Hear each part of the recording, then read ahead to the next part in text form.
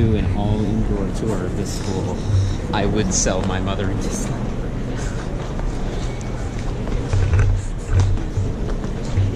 You were just caught on camera saying that.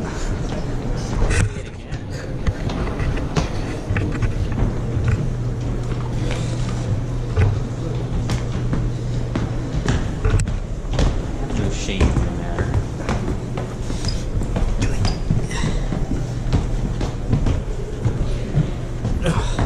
It's like really durable. What did you say? Isn't part of the GoPro experience like it's supposed to be like really durable? I think it's waterproof. Right? But like, isn't it supposed to be like you can throw it off the table and be okay? That'd be pretty sweet. I don't know. I think that's part of it. Because that's what people do. They toss them off of high surfaces.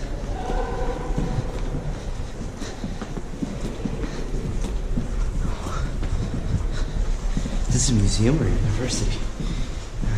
Yes.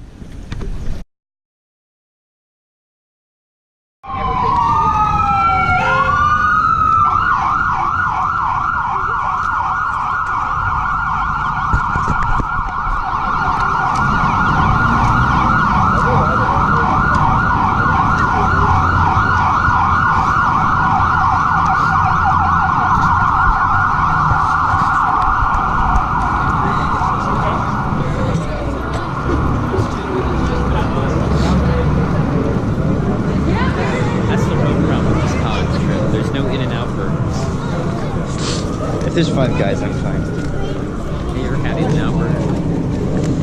No. Oh man, you got it. Someday, when you're out closer to the Pacific Ocean, there's a beautiful restaurant. So welcome everyone to the engineering blog. I know none of you are specifically interested in engineering, so I'll try to go through engineering quickly, but I do still like to mention it. We're still very proud of the school. I don't need to go into any of the specifics of the engineering school, but what I will say is that just like our other 3 undergraduate schools, the engineering education is very hands-on, it's very practical, it's very applicable to real life, just as Benjamin Franklin envisioned, and that's really typified by our senior design project. Every senior in engineering, regardless of major or department, will have to complete a senior design project to graduate. These are amazing projects. How it works is you get into groups of 4 to 5 students with a faculty advisor.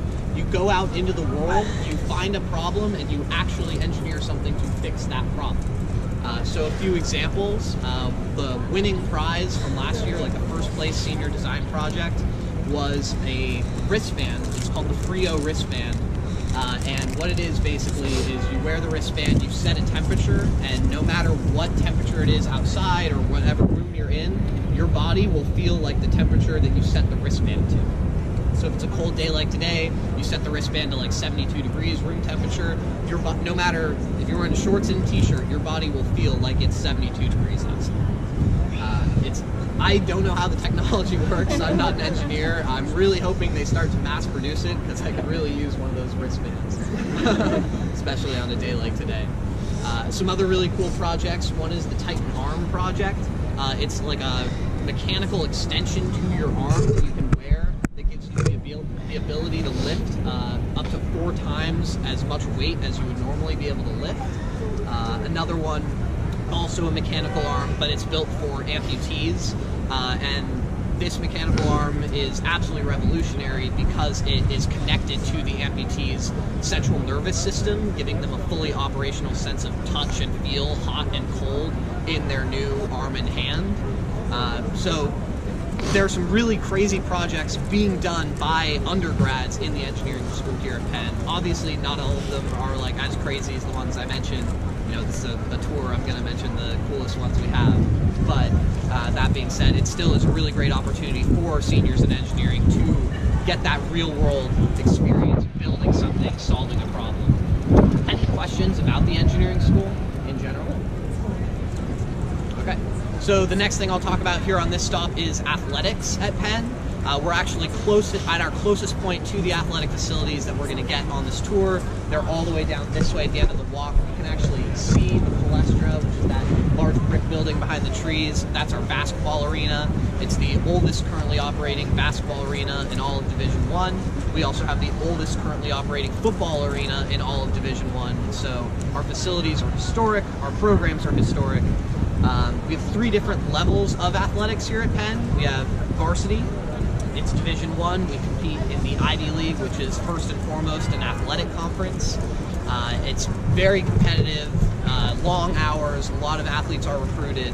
So if you're not the type of person who wants to wake up at 4 a.m. for practice every morning, we have 2 other divisions as well. We have club, which is also taken pretty seriously. They still practice twice a week usually. They travel all throughout the country for away games. It's just much less of a time commitment, and none of the club athletes are recruited, obviously.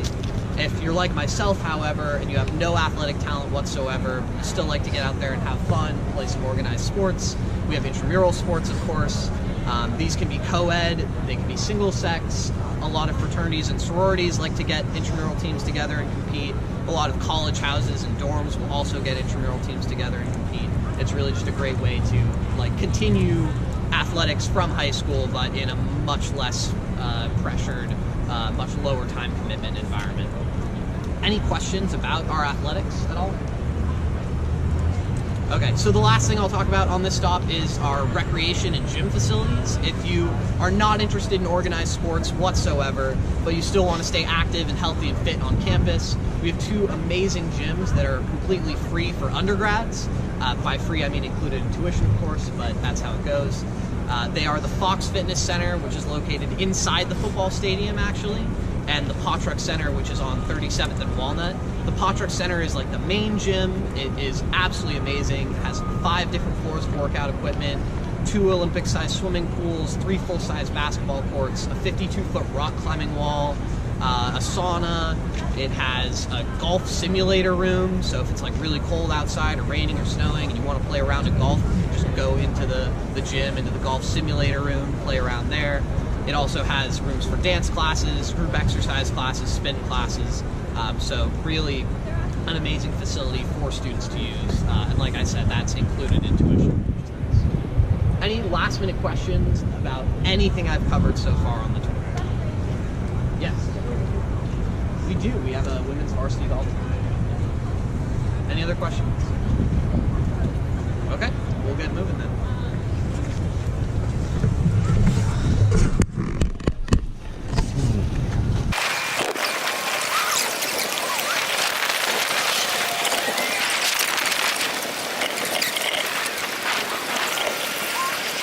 So welcome everyone to College Green. I like to think of College Green as like the beating heart or the center of campus. Here we have a couple of our libraries on College Green, so I'll talk about the library system a little bit. Our first library we have used to be our primary library. It's the beautiful red brick building that we just walked by a couple times, Fisher Fine Arts Library. Like I said, it used to be the primary library, but now it's known as the quiet library. So if you're the type of person that needs absolute silence to study or get work done, it's definitely the library for you. It's rumored that if a pin drops on the 4th floor, you can hear it all the way down on the 1st floor.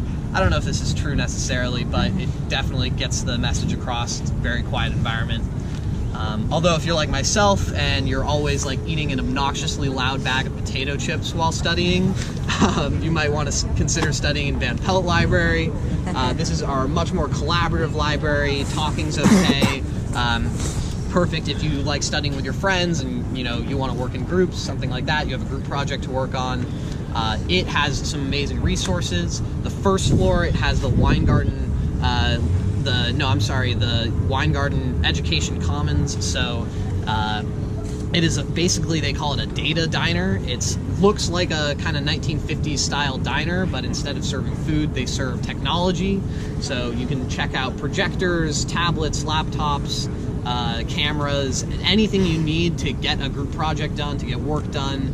They have a full-time IT staff too to help teach you how to use the technology that you're checking out.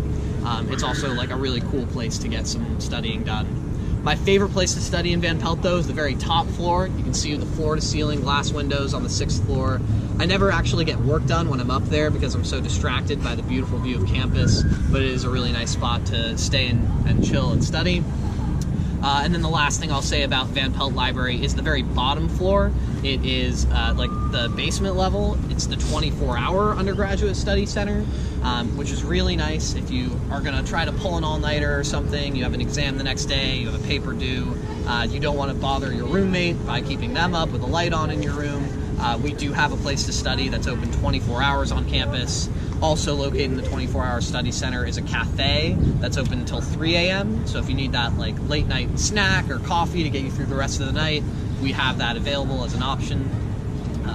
Those are our like main physical libraries on campus. In our entire library system on campus, we have over 6.5 million books. I have been able to find any book I've needed among those 6.5 million. But of course, like most other schools in the area, if there's a book that is really specific and it's not on campus already, we have the free library share program where you can check out books from another library in the Northeast area or across the country for free. It'll be delivered right to your doorstep, within a week. So that's a really nice resource. One thing I also like to tell my groups is like a tip about college in general. Wherever you go, try to check out your textbooks from the school library rather than buying them. Almost always they'll have them there. It'll save you tons of money throughout your 4 years. It's something that not a lot of college students do, and I'm not sure why. They always complain about textbook prices when you can check textbooks out for free from the library. Any questions about our libraries or books or anything? Okay, so the last thing I'll talk about here on College Green is a couple of our art pieces. So first we have the love statue right behind me. We'll walk by it in a sec so you can get a better view. It's definitely like the best photo op on campus. My Instagram is flooded with pictures of people with a love sign. It's a really nice spot, but it also symbolizes that strong connection we have with the city of Philadelphia, the city of brotherly love. It's only one of 2 original love signs in the city, the other being in Love Park in Center City. And like I said, it symbolizes that connection we have. Philadelphia is an amazing place to go to school. There are tons of things to do, museums, restaurants, sports games, shows, concerts, everything you would need. But there's also a ton of great community service and philanthropy opportunities for Penn students. And for me personally, Philadelphia has been one of the biggest reasons of why I love Penn and love going to a school in the city. The last thing I'll talk about is this big white split button here in front of the library. There is a story associated with how it got there. It's kind of curious why it's sitting there, but it's actually connected to the statue of Ben Franklin sitting down actually behind this truck here. You can kind of see. So one night, as the story goes, Ben Franklin himself, he got up out of his chair, he walked down into Center City for a night on the town. He had probably too much to eat, a little bit too much to drink as well, and so by the time he came back home and sat back down in his chair, he was so stuffed that a button popped off his waistcoat, rolled all the way down in front of the library, grew 10,000 times bigger, and split in half.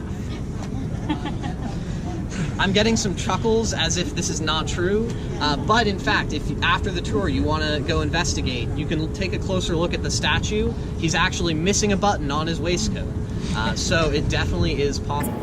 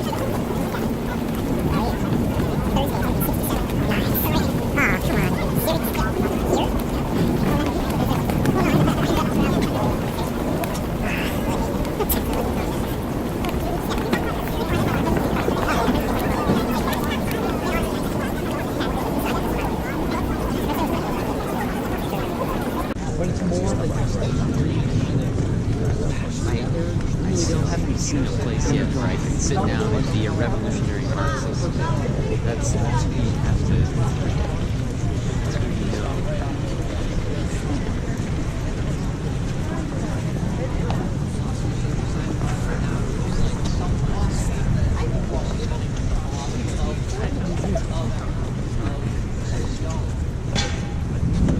You're getting to see how the subjects kind of combine. Try to like fill in this way, guys.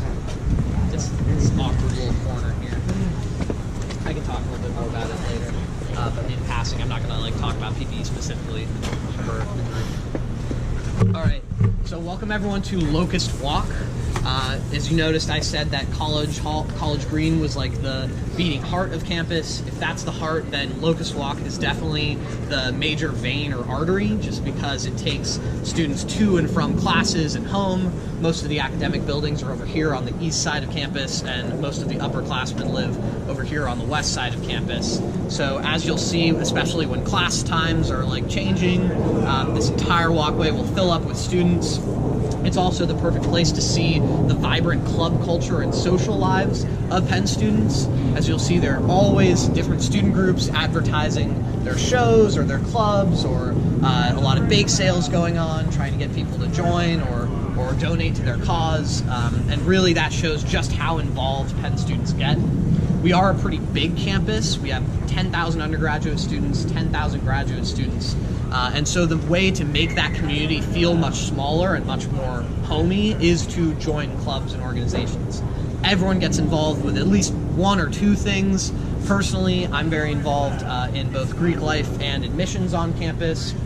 I am in a fraternity. I was vice president of my fraternity. Now I'm actually in a senior society for leaders in the Greek community as well. And then in the admissions office, I not only give tours, I coordinate all of the tours to make sure that the groups have enough tour guides. And I also work part-time in the admissions office, answering the phones and at the front desk as well.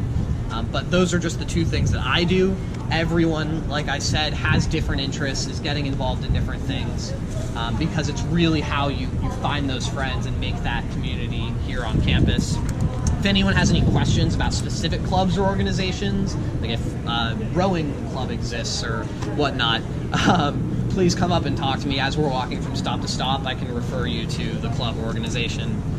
But if a club doesn't exist on campus already, you're more than welcome to start one. If you get a certain number of members and a faculty advisor, you can actually get university funding to start your club. So the school, in some cases, can actually pay you to get the club that you want going. Like I said, tons of ways to get involved. I'll talk also a little bit more detail about Greek life because it is so significant. It's about 30% of the undergraduate population. It's been an amazing experience for me personally. I've gotten very involved. I've absolutely loved my time, but it's not for everyone. And it's really important to recognize that when I say 30% of the students are in a fraternity or sorority, that means that 70% of the students are not. That's the overwhelming majority, and there are tons of ways to be involved socially on campus outside of Greek life. My favorite part about Greek life on campus, actually, is that you're not allowed to rush or pledge an organization until the second semester of your freshman year, which means that you have that entire first semester to get settled in college. You know, you're moving to a new place, make friends, get adjusted to your classes, that sort of thing, get settled on campus, and then you have time to make that decision of whether or not you want to join a Greek organization. I know a lot of other schools, rush week is like before classes start or the first week of classes for freshmen, and freshmen are almost thrown into this system, whether it's good for them or not. But here at Penn, you do have that time to take to really consider whether or not you want it to be a part of your college experience. Any questions about Greek life specifically, or anything I've covered? Are there Greek homes? Are they? Yes. Yeah, great question. So there are houses actually for every fraternity and sorority. Every fraternity and sorority has a chapter house, and a lot of them also have like secondary houses as well. As we walk down Locust Walk, you'll see a ton of fraternity houses. In fact, all of Locust Walk used to be fraternity houses. The university has slowly started kind of buying up some of the houses and turning them into other things, but there's still a number of houses, like these two on the corner right here, are fraternity houses, for example. But yeah, they all have homes. Any other questions about Greek life, social life, anything I've covered? Okay. So the last thing I'll talk about on this stop is safety and security. We are a completely open campus, which means we have no walls or moats or gates or fences or anything like that keeping anyone out. And we love that. We love being open to the entire Philadelphia community. We're very proud of that. But as a result, safety is the highest priority of the university. We have an amazing Department of Public Safety. They've been ranked #1 out of any college in the country by Security Magazine for the past 8 years in a row. I'm sure you all subscribe to Security Magazine. It's a very, very invigorating read. No, but in all seriousness, our Department of Public Safety is amazing. They're using the latest and greatest technology to keep students safe. They have over 3,000 cameras on campus watching at all times to make sure nothing's happening. Feels almost a little bit like Big Brother from the George Orwell novel 1984, but in a good way because they're keeping students safe. They're also using systems like Pen Alert, which is a text and email notification system that all students are automatically signed up for, and parents can sign up for as well if they'd like, where anytime there's an emergency or dangerous situation or a weather update or anything like that on campus, every student will receive both a text and an email telling them exactly what is going on, exactly where it's going on, and then they'll receive a follow-up when that area is all clear again. So we just got a text like last week about the blizzard conditions and that classes were canceled through that Pen Alert system. And parents, of course, can sign up for this if they want to be kept in the loop as well. We also have both Pen Walk and Pen Ride, which are walking and driving escort services. Anytime you're anywhere on campus or in the Philadelphia area, you can call or text Pen Walk or Pen Ride to get either a walking security guard or police officer escort or an actual police car to come and pick you up and take you to wherever you need to go. Obviously, this can be used if you're feeling unsafe and you want a security guard to walk home with. But personally, I use it all the time if I'm up late at night studying in the library. I'm a very social guy. I like to have someone to talk to, so I'll call and just walk home with the security guard so I can chat him up. They love that. They love, talking and hanging out with the undergraduate students as well. Any questions about safety or security? Okay, with that, we'll keep moving.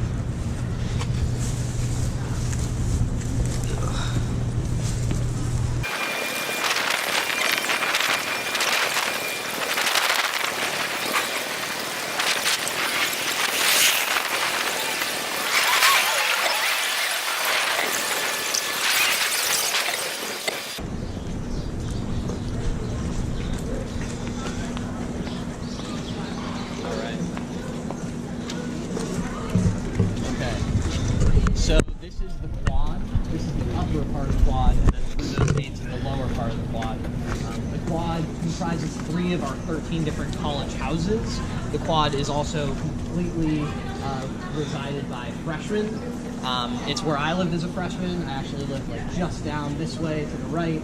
It's a beautiful place to live. I'm still kind of jealous of the fact that freshmen get to wake up every morning and be in this awesome environment.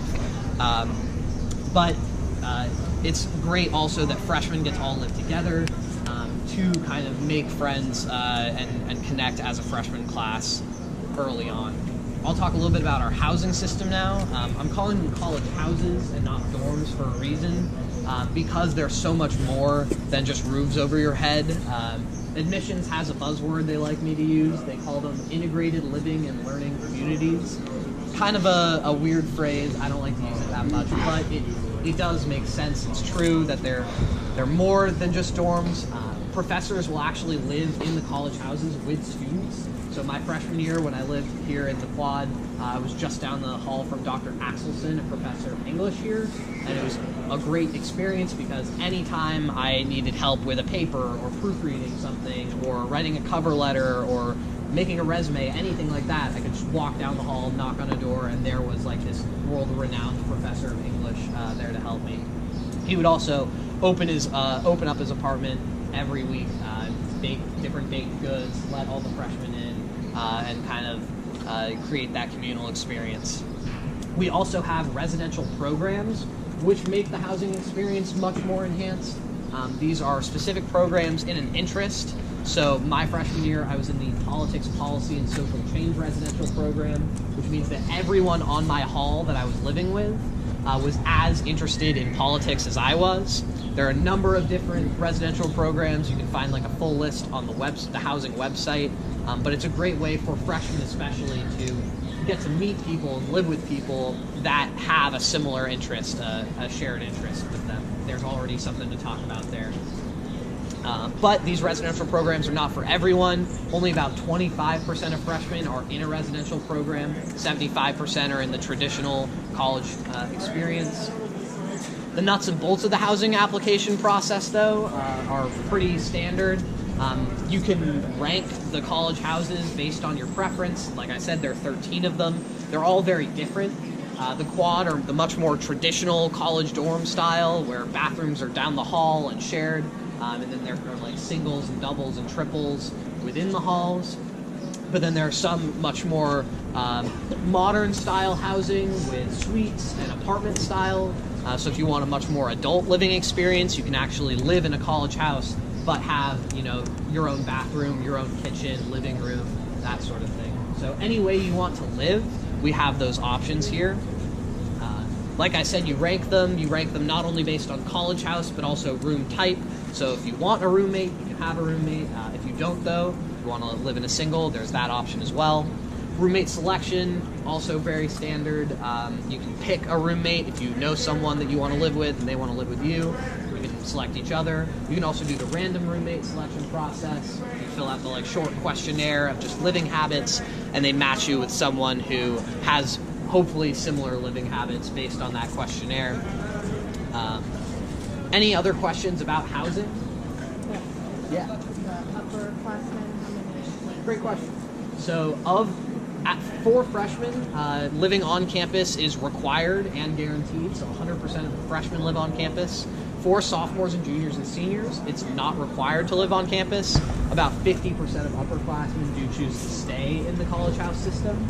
That number kind of goes down, so for like sophomores, maybe like 70% choose to stay, juniors 50% choose to stay, and then seniors usually only about like 30% choose to stay on campus, and the rest of them choose to live off campus. But by off campus, I don't mean in Delaware or New Jersey or anywhere crazy. Really in an apartment or fraternity house or sorority house within the university city community. So we're by no means a commuter school. So as you become an upperclassman, Sure. then do you separate from being part of the house system, or are you like still integrated in some way? Great question. So when you're not living in a college house, you are essentially separated from the college house system. It's not like a system where you stay affiliated with a college house throughout. But we do have 4-year houses that are unlike the quad. They're not just for freshmen, they're for all 4 years. So if you do want that like communal college house experience where you stay all 4 years with the same people, we do have 4-year houses as well. Any other questions? One thing I will always like to mention about housing is that laundry is free in the college house system, something that I didn't even consider as a high school senior. I didn't even think about it, right? But now that I'm living off campus and laundry is not free, I'm really wishing, I had that free laundry that I had back in the college house system. So I'll now talk about dining because it's very similar to housing in that freshmen are required to be on a meal plan. Upperclassmen are not required to be on a meal plan, but they're more than welcome to purchase a meal plan and stay in the Penn dining system if they really liked it. What I like most about the dining system is that there's so many different options. So almost every college house has a dining hall within it. You don't just have to eat in your own college house's dining hall. What I did when I was a freshman and on a meal plan is I would always go online in advance of every meal and look at the different menus for each of the different dining halls and then pick what based on whatever looked best that day. But like I said, because each college house or almost every college house has their own dining hall, if it's like crazy snowy or hailing or something outside, it's nice. You don't even have to leave your building and there is food for you there. How the meal plan actually works is that it's split up into dining dollars and meal swipes. Dining dollars can be used at any of the like to-go, a la carte, like cafe style places. And then meal swipes are used at any of the all-you-can-eat cafeterias that are located in the college houses. You can also customize your meal plan if you're the type of person that is always going to be on the go. You know you're never going to have time for like large sit-down meals. You can get a plan with more meals, with more dining dollars and fewer meal swipes.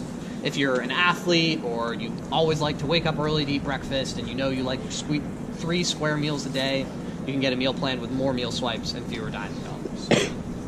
But then like I said, a lot of upperclassmen choose to go off a meal plan. Maybe they want to cook for themselves. If they're in a fraternity or sorority, most of those houses have their own meal plans and their own private chefs.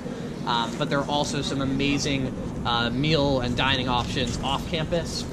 As you notice, when we cross Spruce Street to get into the quad, and as we cross Spruce Street coming out, there are tons of food trucks on campus. These are really great, really affordable, delicious options for students. There's also some amazing restaurants in Philadelphia. One of my favorite weeks of the year is Restaurant Week in Philadelphia. If any of you guys are local, you already know what Restaurant Week is. It's this amazing week. It happens twice a year, once in September and once in January. It's the perfect way to start off your semester, where these like really fancy, like Michelin star quality restaurants will open their doors to college students and the like, and will offer 4 or 5 course meals for $25 or less. Like I said, I always eat like a king at the start of every semester, making tons of reservations for Restaurant Week. Any questions about on-campus or off-campus dining? Okay, we'll keep moving.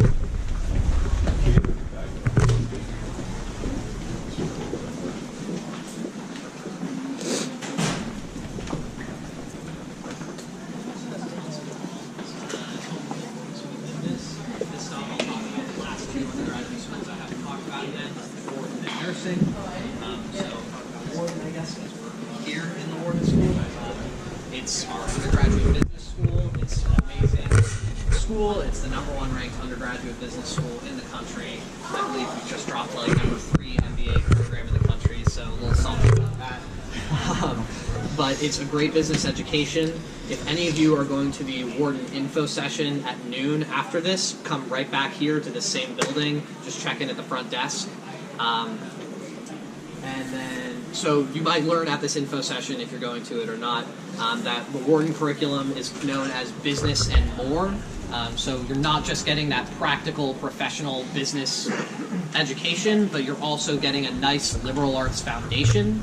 About 40% of classes that Wharton students take are actually outside of the Wharton School, in the College of Arts and Sciences, in the engineering school, potentially in the nursing school as well. So you're getting the 40% is like a base, good liberal arts college education, and then 60% of your classes will be that focused business, practical education.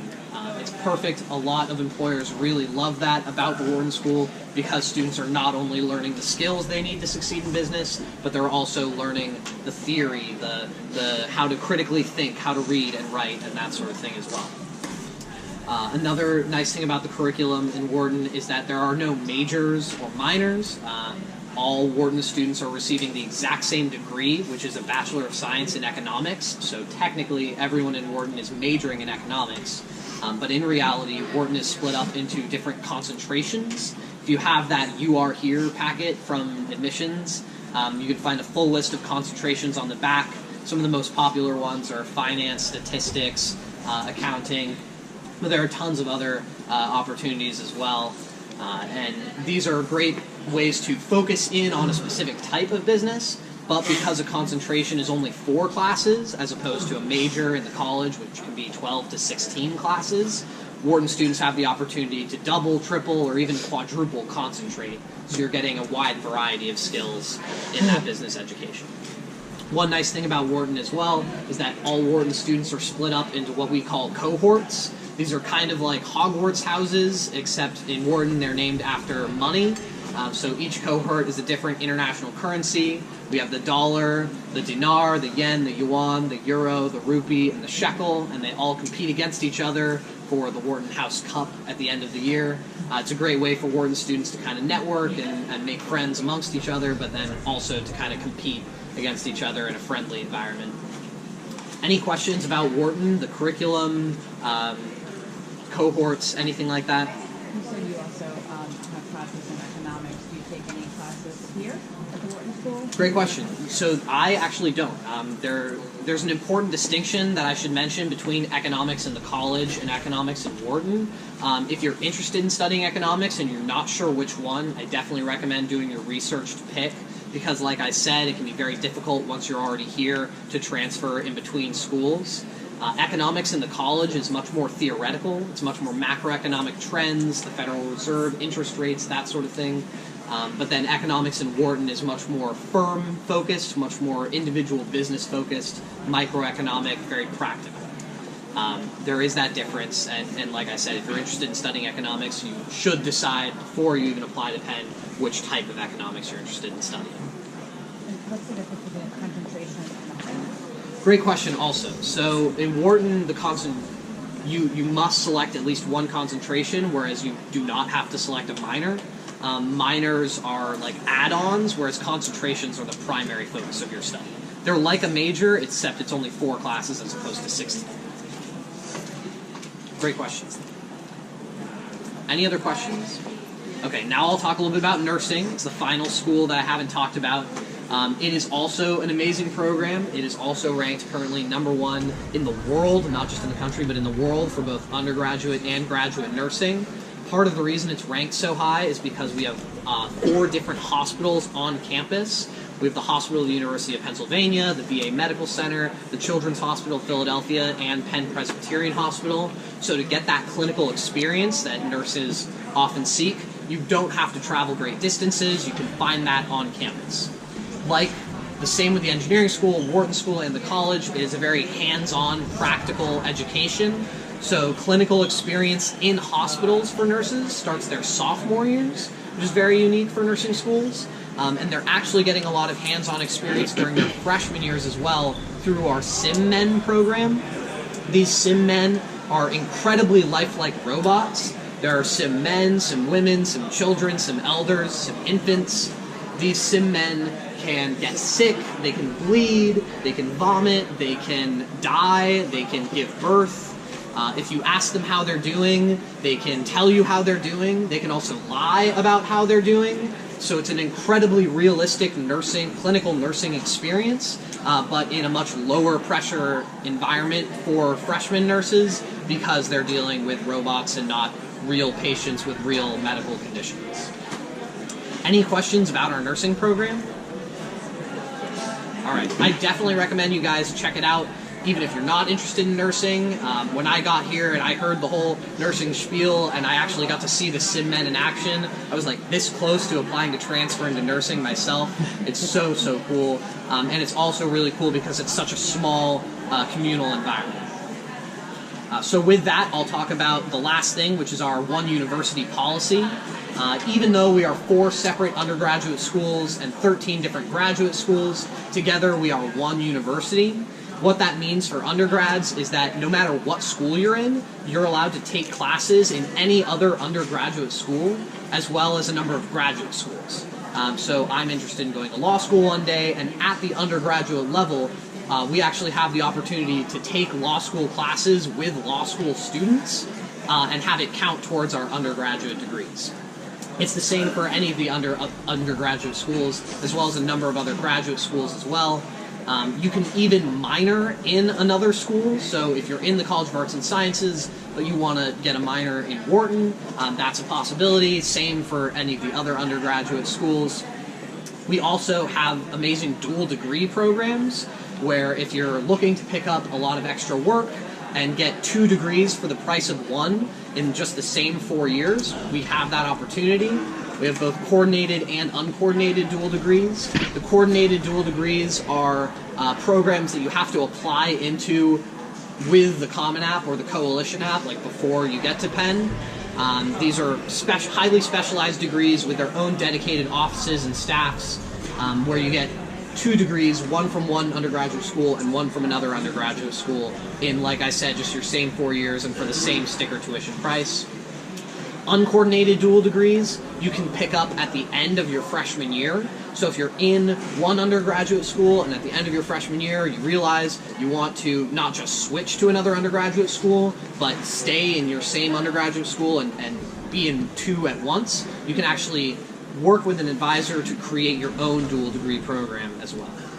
But like I said, these are very advanced. There's a ton of work to be done to get 2 degrees in your same 4 years, so you might end up taking a lot more classes, taking on a lot more work.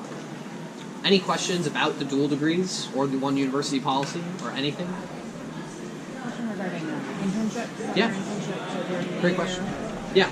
So we have an amazing full career services office that helps with not only full-time job opportunities after you graduate, but internships as well. We have an online system called Handshake where you can upload your resume and like a brief cover letter, and not only can you then search Handshake job opportunities, internship opportunities that might fit you, employers can actually read through resumes of Penn students, and a lot of times, this has actually happened to me a few times, just by having my resume at the Penn Career Services office, I've had employers reach out to me being like, hey, we noticed your resume, you seem like a great fit for our company or our internship program. So there are tons of internship opportunities. Personally, I've been able to secure an internship each of my summers here at Penn. Almost all of my friends have as well, and there are also tons of amazing research opportunities for students that are much more like academically oriented rather than professionally oriented. And that's all through our Career Services office, which is open not just to Wharton students, but to any students in any undergraduate school. And then you can stay on campus if you're doing that? Yeah. So we offer housing on campus over the summer if you're taking an internship in Philadelphia. And a lot of internship programs may be unpaid, but we actually have the Wharton Public Policy Initiative, where if you're taking an unpaid government internship in Washington, D.C., they will actually pay you. They will give you up to a $6,000 stipend for housing and dining and that sort of thing. So it turns unpaid internships into paid internships, which is nice. Any other questions? Okay, we'll head back outside for the last stop then.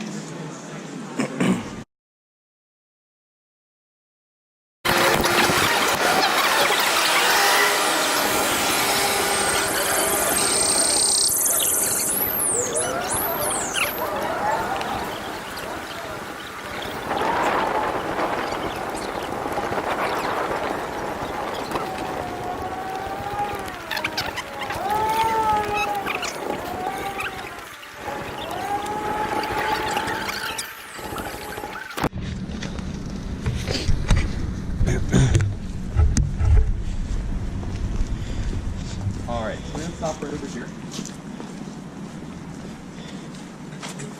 As I said, this is Nassau Hall. Feel free to take a picture. It's very picturesque, for sure. Here we have 2 tigers. They're called Woodrow and Wilson, named after Woodrow Wilson, Princeton's president and the president of America. Nassau Hall has a lot of history behind it. It was actually the capital of the United States for about 4 months. I don't think any other college campus can boast anything like that. It was the capital while there was riots going on in Philadelphia, and they had to move here in central Jersey. And back then, like, this was about all there was to Princeton. There wasn't much else. It was pretty cool. It was also a part of the Revolutionary War. The Battle of Princeton, which some say is a turning point in the Revolutionary War, was fought right here in Nassau Hall. The Americans were, or I guess they weren't Americans at that point. They were hiding out in the hall, and the story goes that the British fired on the Americans, and they fired a cannonball that decapitated the head of a portrait of King George inside Nassau Hall. And actually now that same frame that had that portrait of King George hosts a portrait of George Washington in the Princeton University Art Museum. There's a little bit of irony there. Nassau Hall, it used to be the entirety of the university was Nassau Hall, so faculty and students lived in the same place. Now, obviously, it's much larger. Here, the president has open office hours every Friday. You can go in and ask questions, talk about something that you want to, and there's a bunch of other administrative stuff that goes on. If you look behind you, those are Fitz-Randolph gates. Fitz-Randolph gates are the gates leading from Princeton to the town of Princeton. And there's a little bit of a story there in that it said that JFK, when he was a student at Princeton, walked through those gates. And so when you're a student, while you're a student, you're not supposed to walk through the gates. You're supposed to go, and you'll see if students are walking by, they'll walk and then they'll turn to the left or to the right to go through one of the side gates. Because it said that if you walk through, you won't graduate. So what happened to JFK is he walked through the gates, then he got sick and ended up having to transfer to Harvard. So that was a really nasty fate for him, for sure. And the Fitz-Randolph gates, students will walk through Fitz-Randolph gates when they're freshmen from the outside to signify that they're entering the university. And then when we graduate, we have something called the P-Ray, where a bunch of alumni come for reunions. And we walk outside of the gates to signify that we're going out into the world and bringing our knowledge with us. Does anybody have any questions about like the history of Princeton? No? All right, and if you have any questions, feel free to come up to me while I'm walking or after the tour or anything like that.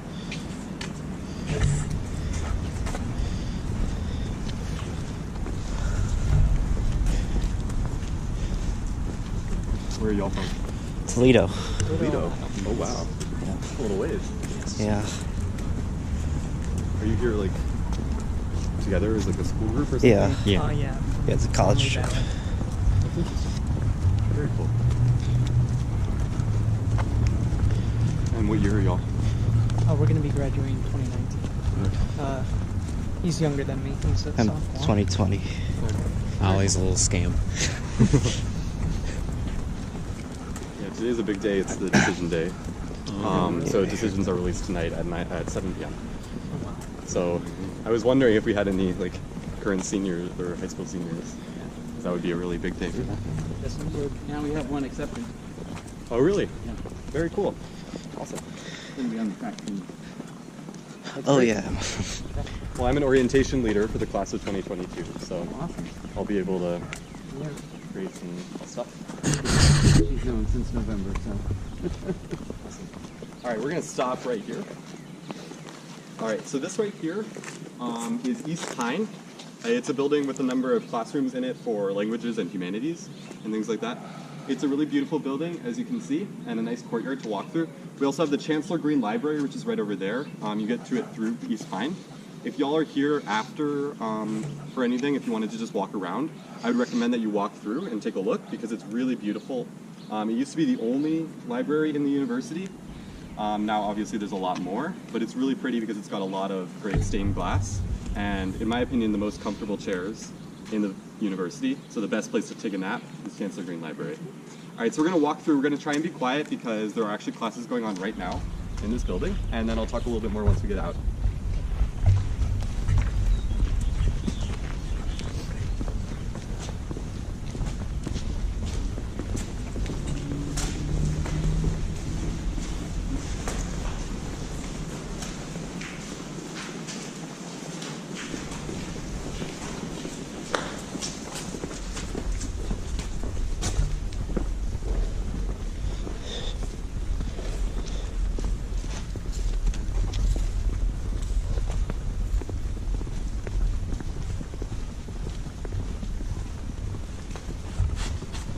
Are those your statues missing from the plate up there? Or is that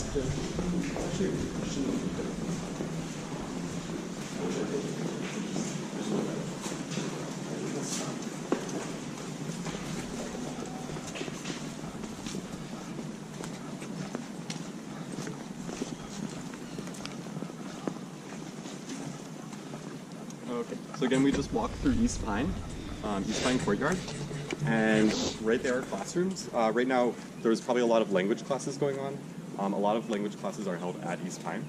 At Princeton, we offer 22 different languages to be taken, and there is a language requirement. for AB majors. So that's everybody who's not an engineer is required to take a language or show proficiency in a language.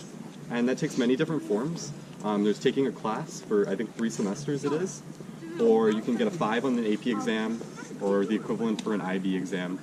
And then there's also, you can take a test when you get here, like talk to a professor and show them that you have proficiency in the language and get credit for it that way. Or you can just take a language for fun. There's a lot of different languages here. You've got your typical ones, French, Spanish, Chinese, things like that. But there's also some really interesting ones like Swahili or Twi or Hindi and stuff like that that I think would be really interesting. And I wish I personally had more time to take languages. I am in the engineering school, so I don't have to do the language requirement, but I am planning on taking at least 1 language while I'm here at Princeton because I think it's a great opportunity to just... At Princeton, besides learning from languages, there's a lot of opportunities for cultural engagement and things like that. Study abroad is pretty common here. About 60% of students at Princeton graduate having a broad experience. For many people, that means study abroad for a semester or a year, or that means taking a class abroad over the summer. We have something called a global seminar, which is where you take a class with a professor in a different country. And it's very chill, but also very fun. And you get course credit for that, which is great.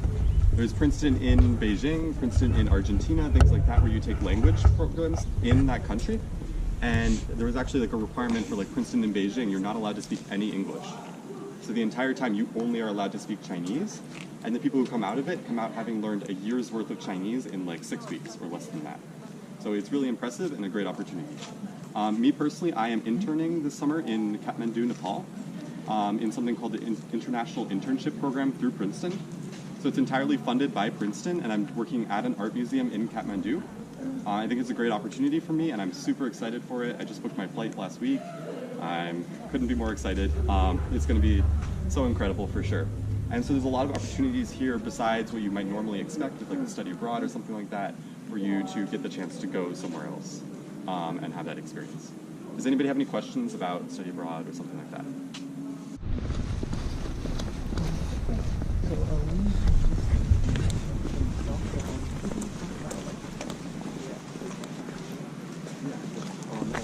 That later, we have something called a blue light system.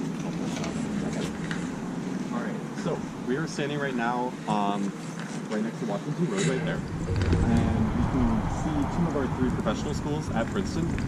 Princeton has 3 professional schools. There's the Woodrow Wilson School of Public Policy right there. There's the Architecture School, which is right there. And there's the Engineering School, which is a little ways down that way. And so those schools all have their own specific areas. Princeton does not have a medical school or a law school, which is unlike some of our other peer institutions. I think that really ends up showing itself in the undergraduate focus here at Princeton and the way that students are able to interact with faculty. And so at the Woodrow Wilson School, if you're interested in majoring in it, it's very interesting and very unique to Princeton because you get an opportunity to really talk about and think about public policy. And so your work for your junior paper or junior project, which is kind of like the precursor to your senior thesis, you will generally end up creating a policy, I'm trying to think of the word. You'll create some policy that in many ways, or is often interpreted by lawmakers and implemented. And so it'll be things like, I have a friend who focused on education, and she ended up creating a special education plan for the state of New Jersey that is currently under review by the New Jersey State Department of Education. And it's a great opportunity to actually have a real impact while you're an undergraduate, which is something that you normally wouldn't really get the chance to do. Does anybody have questions about Woodrow Wilson School, Engineering School, Architecture? Very cool. We'll be walking down this way now.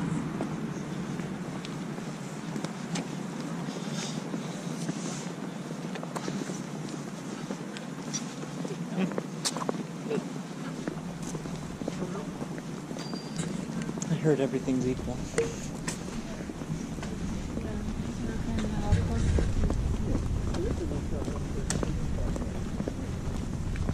Art of happiness.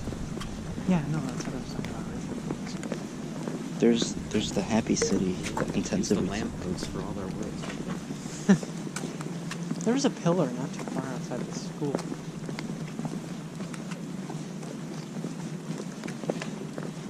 I gotta tell you, I like the gray squirrels rather than the brown squirrels. There are black squirrels in Michigan. All the more reason I like the gray squirrel. Are they actually like pitch like a black cat? Are they really that? I've never seen a black squirrel before. They're pretty black, yeah. Join the club. You kind of Alright. do the process. Let's step over here and then we'll go in this arch after they pass.